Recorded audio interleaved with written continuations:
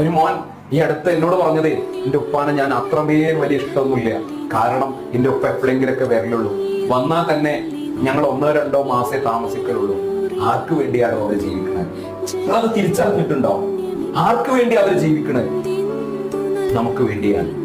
അന്ന് പ്രവാസി ലോകത്ത് നമുക്ക് വേണ്ടി ജീവിച്ചു തരുന്ന ശരീരത്തിന്റെ പേരാണ് നമുക്ക് വേണ്ടി നമ്മുടെ വിജയത്തിൽ ആഘോഷിക്കാൻ പോലും സമയം കിട്ടാതെ അവരങ്ങനെ നമുക്ക് വേണ്ടി വെയിൽ കൊണ്ട് ഉരുകിത്തീരുക. നമ്മുടെ വലിയ വിജയങ്ങളോ, നമ്മുടെ വീട്ടിൽ നടക്കുന്ന കല്യാണങ്ങളോ, നമ്മുടെ വീട്ടിലെ വലിയ ആഘോഷങ്ങളിലോ പങ്കെടുക്കാൻ കഴിയാതെ അന്നകളെ നമുക്ക് വേണ്ടി ജീവിച്ചു തീർക്കുന്ന ശരീരത്തിന്റെ പേരാണ് പിതാവ്.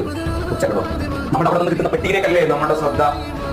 ഒരു ദിവസം പെട്ടിക്ക് പകരം മറ്റൊരു പെട്ടി വന്നാലോ? ആലോചിച്ചിട്ടുണ്ടോ?